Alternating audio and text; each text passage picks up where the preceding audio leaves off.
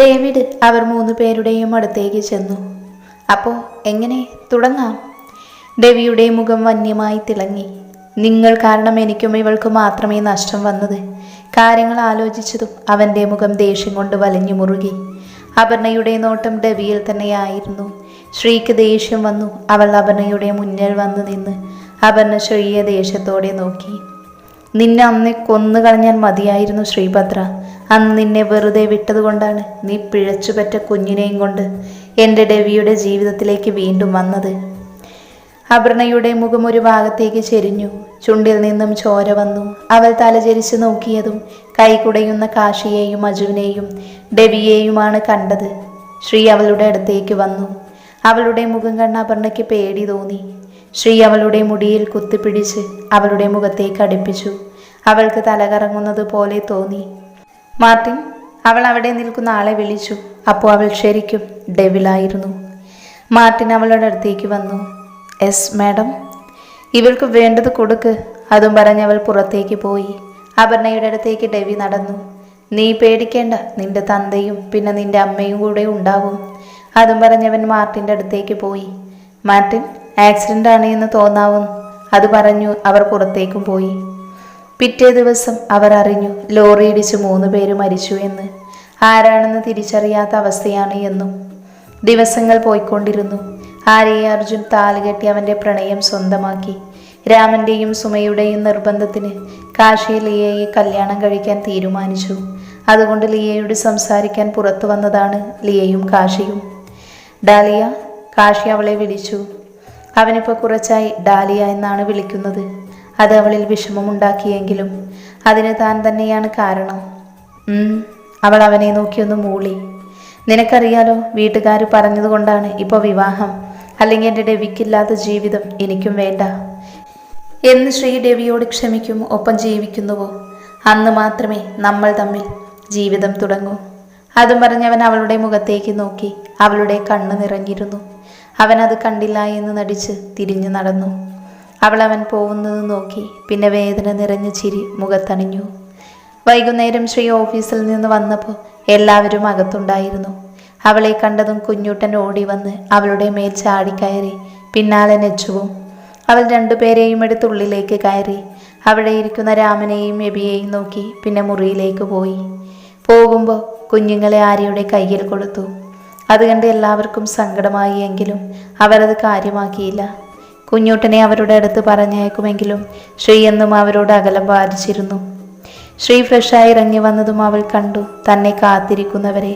അവൾ അവരോട് ചിരിച്ചുകൊണ്ട് അടുക്കളയിലേക്ക് പോവാൻ നിന്നതും രാമൻ അവളെ വിളിച്ചു.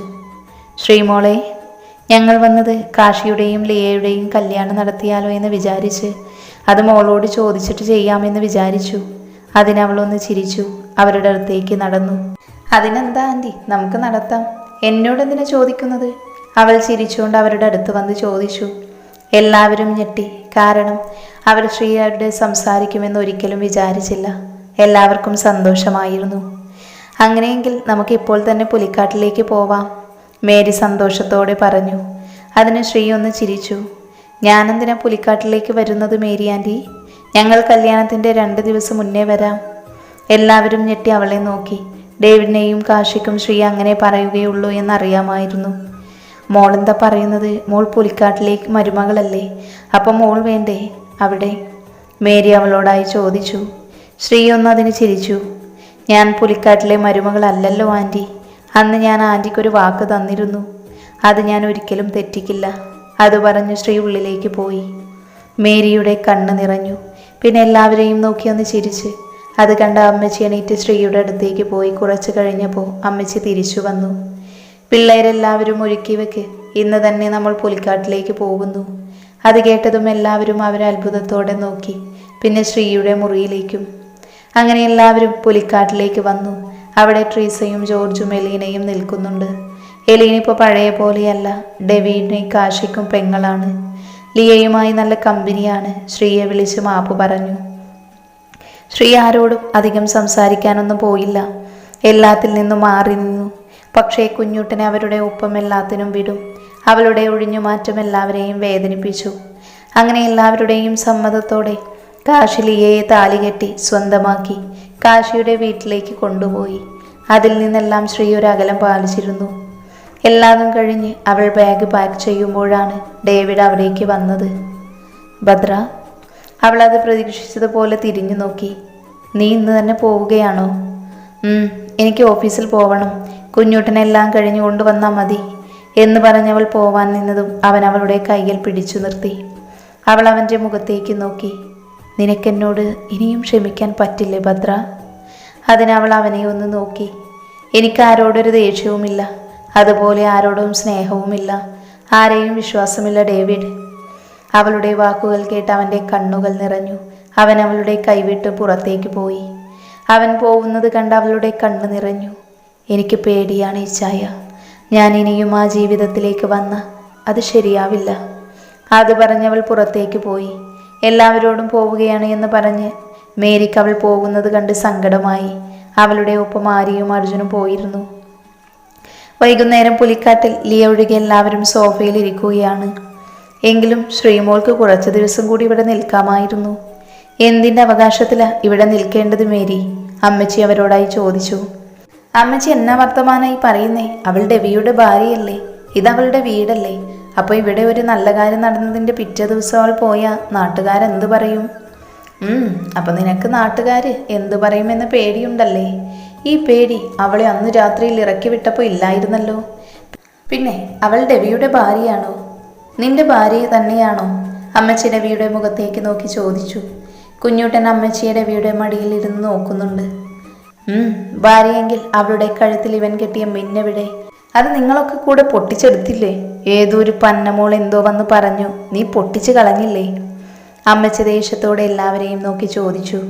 പിന്നെ നീ പറഞ്ഞില്ലേ അവളോട് നിങ്ങളുടെ മകൻ്റെ ജീവിതത്തിലേക്ക് വരരുത് എന്ന്? ഇനിയും അവൾ നാണമില്ലാതെ ഇവൻ്റെ ജീവിതത്തിലേക്ക് വരുമെന്ന് തോന്നുന്നുണ്ടോ? എനിക്കൊരു ഉറപ്പുമില്ല. പിന്നെ അവൾ കല്യാണത്തിന് വന്നത് ഞാൻ അവളോട് പറഞ്ഞിട്ടാണ്. അതും പറഞ്ഞവർ മുകളിലേക്ക് പോയി.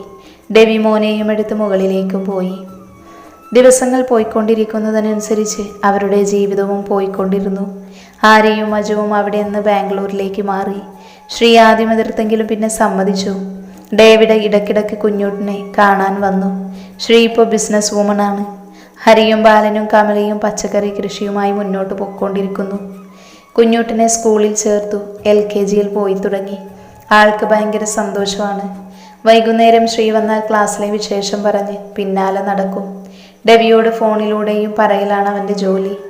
നെച്ചൂട്ടി എപ്പോഴും വിളിച്ച് സംസാരിക്കും. നെച്ചൂട്ടിക്ക് അവളുടെ ഏട്ടനെ വലിയ ഇഷ്ടമാണ്. അവൾ വിളിച്ചാൽ പിന്നെ ഏട്ടനും അനിയത്തിയുമുള്ള സംസാരം കേൾക്കാൻ നല്ല രസമാണ്. അങ്ങനെ ഒരു ദിവസം ശ്രീ ഓഫീസിൽ നിന്ന് വന്നപ്പോൾ കുഞ്ഞൂട്ടൻ പതിവില്ലാതെ കിടക്കുന്നതാണ് കണ്ടത്. അവൾ വേഗം കുഞ്ഞൂട്ടൻ്റെ അടുത്തേക്ക് വന്ന് അവനെ വിളിച്ചു. അമ്മയുടെ കണ്ണ, എന്തു പറ്റി കുഞ്ഞിന്? എന്തിനാ കിടക്കുന്നേ? വയ്യ മോന്? അത് പറഞ്ഞ് അവൻ്റെ അടുത്ത് പോയി അവനെ എടുത്ത് മടിയിലിരുത്തി. കുഞ്ഞൂട്ടൻ്റെ കണ്ണ് കരഞ്ഞു ചുമന്നിരുന്നു. അത് കണ്ടതും ശ്രീ ഞെട്ടിപ്പോയി. എന്താ മോന്? അമ്മയോട് പറ. അമ്മേ, പപ്പ സ്വന്തം പപ്പയല്ലേ? ശ്രീ ഞെട്ടി കുഞ്ഞൂട്ടനെ നോക്കി. ആണല്ലോ, മോൻ്റെ സ്വന്തം പപ്പയാണ്. എന്നിട്ടെന്താ പപ്പ നമ്മുടെ കൂടെ താമസിക്കാത്തത്? എനിക്ക് പപ്പയുടെയും അമ്മയുടെയും കൂടെ കിടക്കണം. അത് പപ്പയ്ക്ക് തിരക്കായതുകൊണ്ടല്ലേ? അല്ല, എൻ്റെ ഫ്രണ്ട്സ് പറഞ്ഞല്ലോ പപ്പ സ്വന്തം പപ്പയല്ല എന്ന്. അവരുടെ മമ്മി പറഞ്ഞു പപ്പയും അമ്മയും ഡിവോഴ്സ് ആയെന്ന്. അതുകൊണ്ട് നമ്മുടെ കൂടെ താമസിക്കാത്തത് എന്ന്. ഇനി ഒരിക്കലും പപ്പ നമ്മുടെ കൂടെ താമസിക്കില്ലേ അമ്മേ? പപ്പ നമ്മളെ വിട്ട് പോകുമോ? പിന്നെ പപ്പോസ് പറഞ്ഞു പപ്പ വേറെ അമ്മയെ കൊണ്ടുവരുമെന്ന്. ഇല്ലാട്ടോ, പപ്പ നമ്മളെ വിട്ട് എവിടേക്കും പോകില്ല. പപ്പ നമ്മുടെ കൂടെ താമസിക്കും. മോൻ്റെയും അമ്മയുടെയും കൂടെ കിടന്നുറങ്ങും. അതും പറഞ്ഞവൾ ബാത്റൂമിലേക്ക് പോയി. ശ്രീ പോയതും ഇത്രയും നേരം കരഞ്ഞോണ്ടിരുന്ന കുഞ്ഞൂട്ടൻ ചിരിച്ചുകൊണ്ട് പുറത്തേക്ക് പോയി. അവിടെ നിൽക്കുന്ന ഹരിയെ നോക്കി കണ്ണിറുക്കി. ഹരി അവനെ എടുത്തുകൊണ്ട് കവിളിൽ ചുംബിച്ചു. അച്ചാച്ചാ, നമ്മുടെ പ്ലാൻ അമ്മയെ അറിയണ്ട. അത് ശരിയാണ്. നിന്റെ അമ്മ അറിഞ്ഞാലേ എന്നെയും കൊല്ലും. അച്ഛനാണെന്ന് അവൾ നോക്കില്ല. ശ്രീ ഫ്രഷ് ആവാൻ കയറി ഷവറിൻ്റെ ചുവട്ടിൽ നിൽക്കുമ്പോൾ അവളുടെ കണ്ണുകൾ നിറഞ്ഞിരുന്നു. എല്ലാവരോടും ക്ഷമിച്ചിട്ടും തനിക്കെന്തേ ഡെവിയോട് ക്ഷമിക്കാൻ സാധിക്കാത്തത്? അവൾ അത് ആലോചിച്ച് കുറേ നേരം നിന്നു. പിന്നെ എന്തോ തീരുമാനിച്ചുറപ്പിച്ച് പുറത്തേക്കിറങ്ങി ഡ്രസ് ചെയ്ത് ലാപ്ടോപ്പിൽ വർക്ക് ചെയ്തുകൊണ്ടിരിക്കുകയായിരുന്നു. അപ്പോഴാണ് അവിടേക്ക് ഹരി വന്നത്. ശ്രീഹരിയെ കണ്ടതും ലാപ്പ് മാറ്റിവെച്ചു. മോളെ, എനിക്ക് നിന്നോടൊരു കാര്യം പറയാനുണ്ട്. നീ ബിസിയാണോ? അല്ല അച്ഛാ, അച്ഛൻ പറഞ്ഞു. ഇന്ന് കുഞ്ഞൂട്ടൻ നിന്നോട് ചോദിച്ചത് ഞാനും കേട്ടു. എന്താ നിന്റെ തീരുമാനം? നിനക്കിനിയും ഡേവിഡിനോട് ക്ഷമിക്കാൻ കഴിഞ്ഞില്ല മോളെ. നീ കുഞ്ഞൂട്ടനെ കുറിച്ചൊന്ന് ആലോചിച്ചു നോക്ക്. നീ അവനെ നോക്കുന്നുണ്ട്, അവനൊരു അച്ഛൻ്റെ സ്നേഹം നൽകാൻ രവിയുമുണ്ട്. പക്ഷേ അതുപോരാ, അവൻ കുഞ്ഞാണ്. എല്ലാവരും തൻ്റെ അച്ഛൻ്റെയും അമ്മയുടെയും ഒപ്പം ജീവിക്കുമ്പോൾ കുഞ്ഞൂട്ടൻ മാത്രം ഇങ്ങനെ കഴിയേണ്ടി വരും. നീ നന്നായിട്ട് അവനെ നോക്കും, ഒരു കുറവുമില്ലാതെ. അത് ഈ അച്ഛനറിയാം. പക്ഷേ അച്ഛൻ ജീവിച്ചിരിക്കുമ്പോൾ നിന്റെ മോൻ അച്ഛൻ്റെ സ്നേഹം നിഷേധിക്കാൻ പാടില്ല മോളെ. പിന്നെ ഒരു കുഞ്ഞു വളർന്നു വലുതാവുമ്പോൾ അവൻ്റെ തെറ്റ് ചൂണ്ടിക്കാണിക്കാനും അവനെ നേർവഴിക്ക് നടത്തിക്കാനും ഒരച്ഛന് മാത്രമേ കഴിയൂ. ഞാൻ നിന്നെ കുറ്റപ്പെടുത്തിയതല്ല, മോൾ ആലോചിച്ച് നോക്ക് എന്ന് പറഞ്ഞ് ഹരി പോയി. അവൾ ഒരുപാട് ആലോചിച്ചു. പിന്നെ ഹരിയുടെ അടുത്തേക്ക് പോയി. അച്ഛാ, എനിക്ക് സമ്മതം. അതും പറഞ്ഞവൾ പുറത്തേക്കിറങ്ങി. അവളുടെ കണ്ണ് നിറഞ്ഞിരുന്നു. ഹരിക്ക് സന്തോഷമായി. വേഗം ഫോണെടുത്ത് വിളിച്ച് നാളെ എല്ലാവരെയും വീട്ടിലേക്ക് വിളിച്ചു. കാരണം ഒന്നും പറഞ്ഞില്ല. ശ്രീയുടെ അടുത്ത് കമലാമ്മ വന്നു. ശ്രീ ജനലിലൂടെ പുറത്തേക്ക് നോക്കി നിൽക്കുകയായിരുന്നു. മോളെ. ശ്രീ തിരിഞ്ഞു നിന്ന് അവരെ കെട്ടിപ്പിടിച്ച് കരഞ്ഞു. എനിക്ക് സാധിക്കുന്നില്ല അമ്മേ. ഇച്ഛായനോട് ക്ഷമിക്കാൻ എൻ്റെ മനസ്സ്. ആരും എന്താ എൻ്റെ മനസ്സ് കാണാത്തത്, എന്നെ മനസ്സിലാക്കാത്തത്? അമ്മയ്ക്ക് മോളെ അറിയാം, മോളുടെ മനസ്സും. പക്ഷേ മോള് വാശി പിടിച്ച നമ്മുടെ കുഞ്ഞിൻ്റെ സന്തോഷം നഷ്ടപ്പെടും. അതും പറഞ്ഞവർ പോയി. ശ്രീ ബെഡിൽ കിടക്കുന്ന കുഞ്ഞൂട്ടനെ നോക്കി. നല്ല സന്തോഷത്തിലാണ്, അല്ലെങ്കിൽ ഉറങ്ങുമ്പോൾ മുഖത്ത് വിഷമമായിരിക്കും. പക്ഷേ ഇവനൊരു ചിരിയുണ്ട് മുഖത്ത്. എൻ്റെ മോന് വേണ്ടി ഞാനും എന്തും ചെയ്യും. അവൾ കുഞ്ഞൂട്ടൻ്റെ അടുത്ത് കിടന്നു. പിന്നെ കിടന്നുറങ്ങി. രാവിലെ എണീറ്റ് ശ്രീ തൻ്റെ ജോലികളെല്ലാം ചെയ്തു. പച്ചക്കറികളെല്ലാം ഒന്ന് നോക്കി. പിന്നെ വീട്ടിലേക്ക് ചെന്നു. അപ്പോഴേക്കും കുഞ്ഞൂട്ടൻ എണീറ്റു. പിന്നെ അവൻ്റെ പിന്നാലെ നടന്ന് നേരം കളഞ്ഞു. അജുവിനോട് കുഞ്ഞൂട്ടൻ പറഞ്ഞപ്പോൾ ഹരി പറഞ്ഞത് തന്നെ അവളോട് അവൻ പറഞ്ഞു. ഒരു 11 മണിയായപ്പോൾ എല്ലാവരും വന്നു. ഹരി എല്ലാവരോടും കയറിയിരിക്കാൻ പറഞ്ഞു. ഞാൻ നിങ്ങളെല്ലാവരെയും വിളിപ്പിച്ചത് ശ്രീയുടെ കാര്യം സംസാരിക്കാനാണ്. അവളുടെ കല്യാണം കാണണം എന്നത് എൻ്റെയും പാറുവിൻ്റെയും ആഗ്രഹമായിരുന്നു. അപ്പോഴേക്കും അവൾ പോയി. ശ്രീയുടെ ജീവിതം ഇങ്ങനെയുമായി. പക്ഷേ ദൈവം എനിക്ക് അവളുടെ വിവാഹം ഒന്നുകൂടി കാണാൻ അവസരം തന്നതായിരിക്കും. ഹരി അത് പറഞ്ഞതും എല്ലാവരും ഞെട്ടി ഹരിയെ നോക്കി. എന്താ എല്ലാവരും എന്നെ ഇങ്ങനെ നോക്കുന്നത്?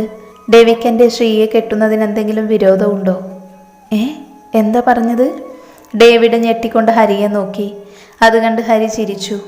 എൻ്റെ മോളെ വിവാഹം കഴിക്കുന്നതിന് നിനക്കെന്തെങ്കിലും പ്രശ്നമുണ്ടോ എന്ന്. ഇല്ലെങ്കിൽ എനിക്ക് സന്തോഷമേ ഉള്ളൂ. അപ്പോഴാണ് ശ്രീ കുഞ്ഞൂട്ടനെയും എടുത്തു വന്നത്. കുഞ്ഞൂട്ടൻ രവിയെ കണ്ടതും ഓടി വന്ന് മടിയിലിരുന്നു. ഹരി, നീ രവിയോട് മാത്രം സമ്മതം ചോദിച്ചാൽ പോരാ, ശ്രീയോടും ചോദിക്ക്. അമ്മച്ചി ഹരിയെ നോക്കി പറഞ്ഞു. അതൊക്കെ ഞാൻ ഇന്നലെ ചോദിച്ചതാണ്. അവൾക്ക് സമ്മതമാണ് അമ്മച്ചി. രവി ശ്രീയെ നോക്കി. അവൾ അവനെ നോക്കുന്നില്ല, കുഞ്ഞൂട്ടനെ നോക്കി നിൽക്കുന്നു. അതിൽ നിന്നും അവന് കാര്യങ്ങൾ മനസ്സിലായി. പിന്നെ അവിടെ കല്യാണത്തിൻ്റെ ചർച്ചയായിരുന്നു. ഒരാഴ്ച കഴിഞ്ഞ് അമ്പലത്തിൽ വെച്ച് താലി കെട്ടിയാൽ മതിയെന്ന് ശ്രീ പറഞ്ഞു. അവർ പോവാൻ നിന്നതും രവിയുടെ അടുത്ത് വന്നു ശ്രീ. അവൻ മുഖം ഉയർത്തി അവളെ നോക്കി. എനിക്കൊന്ന് സംസാരിക്കണം. വൈകുന്നേരം ബീച്ചിലൊന്ന് വരുമോ? വരാം. ഇറങ്ങുമ്പോൾ വിളിച്ചാൽ മതി. ഞാൻ അവിടേക്ക് വരാം. അത് പറഞ്ഞവൻ കാറെടുത്ത് പോയി. പിന്നെ വൈകുന്നേരമായപ്പോൾ ശ്രീ ഇറങ്ങുമ്പോൾ രവിയെ വിളിച്ച് 2 പേരും ഒപ്പമാണ് എത്തിയത്. അവർ 2 പേരും കാറിൽ നിന്നും ഇറങ്ങി കടലിലേക്ക് നോക്കി നിന്നു.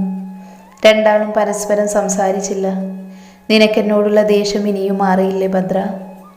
എനിക്ക് ദേഷ്യമില്ല. പക്ഷേ ആദ്യത്തെ പോലെ മനസ്സു തുറന്ന് പ്രണയിക്കാൻ എനിക്ക് കഴിയുന്നില്ല. ചിലപ്പോൾ ഞാൻ അനുഭവിച്ച വേദനകളായിരിക്കാം. നീ ഒരുപാട് മാറിപ്പോയി ഭദ്ര. അതിനവളൊന്ന് ചിരിച്ചു. അത് ഇച്ഛാന് തോന്നുന്നതായിരിക്കും.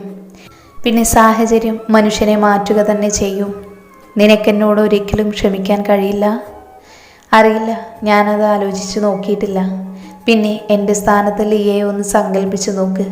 ഞാൻ ഒരുപാട് ആഗ്രഹിച്ചപ്പോൾ എനിക്ക് ആരുടെ സ്നേഹവും പരിഗണനയും കിട്ടിയില്ല. ഏതൊരു പെണ്ണിനും അവളുടെ ഭർത്താവ് കൂടെ ഉണ്ടായിരിക്കണമെന്ന ആഗ്രഹമുള്ളത് എപ്പോഴാണെന്നറിയാമോ? അവൾ രവിയുടെ മുഖത്ത് നോക്കി ചോദിച്ചു. അവൻ അവളുടെ മുഖത്തേക്ക് നോക്കി. സങ്കടം കൊണ്ട് അവളുടെ മുഖം ചുവന്നിരുന്നു. കണ്ണുകൾ നിറഞ്ഞു. അറിയില്ല അല്ലേ? അവളൊന്ന് ചിരിച്ചു. തോറ്റവളുടെ ചിരി. അവൾ ഗർഭിണിയായിരിക്കുമ്പോൾ അവളുടെ ഭർത്താവിൻ്റെ സാന്നിധ്യമാണ് അവൾ ആഗ്രഹിക്കുന്നത്. ആ കുഞ്ഞിൻ്റെ ഒരു വളർച്ചയും അവളുടെ ഭർത്താവിനുമൊപ്പം ചിലവഴിക്കാനാണ് അവൾ ആഗ്രഹിക്കുന്നത്. അവളുടെ ഓരോ ആഗ്രഹങ്ങളും അവൾ ഭർത്താവിനോട് പറഞ്ഞ് അതവൻ്റെ കൈകൊണ്ട് തന്നെ കഴിക്കാൻ, പിന്നെ കുഞ്ഞിനെ ആദ്യമായി അവൻ്റെ കയ്യിലെത്തിക്കാൻ ഏതൊരു ഭാര്യയും ആഗ്രഹിക്കുന്നതാണ്. അതും പറഞ്ഞവൾ അവനെ നോക്കി. ഇതൊക്കെ ഞാനും ആഗ്രഹിച്ചിരുന്നു. പക്ഷേ അന്ന് എന്നെ ഇറക്കി വിട്ടപ്പോൾ ഇതൊന്നും എൻ്റെ മനസ്സിൽ വന്നില്ല. എനിക്കൊരാഗ്രഹമുണ്ടായിരുന്നില്ല. ഏതോ ഒരു ലോകത്ത് ആരോടും മിണ്ടാതെ ഒരു ഭ്രാന്തിയെ പോലെ. അത് ബാലച്ചനും കമലമ്മയും എന്നെ ഹോസ്പിറ്റൽ കൊണ്ടുപോയി കുറച്ച് മാസം അവിടെ നിന്ന് ചികിത്സിച്ചു. പിന്നീട് ഭദ്രയായിരുന്നു. ആരുടെ മുന്നിലും തോൽക്കാത്ത, തൻ്റെ കുഞ്ഞിന് വേണ്ടി മാത്രം ജീവിക്കുന്ന ഭദ്ര. പക്ഷേ എൻ്റെ മോന് ഒരച്ഛൻ്റെ സ്നേഹം ഞാൻ ഒരിക്കലും നിഷേധിക്കില്ല. അതിനു വേണ്ടി മാത്രമായി ഈ വിവാഹത്തിന് ഞാൻ സമ്മതിച്ചത്. നിങ്ങളുടെ പ്രണയത്തിന് എൻ്റെ മനസ്സിലെ മുറിവുണക്കാൻ കഴിയുമെങ്കിൽ എന്നിൽ വീണ്ടും പ്രണയം നിറയുമായിരിക്കും. അതും പറഞ്ഞവൾ തിരിഞ്ഞു നടന്നു.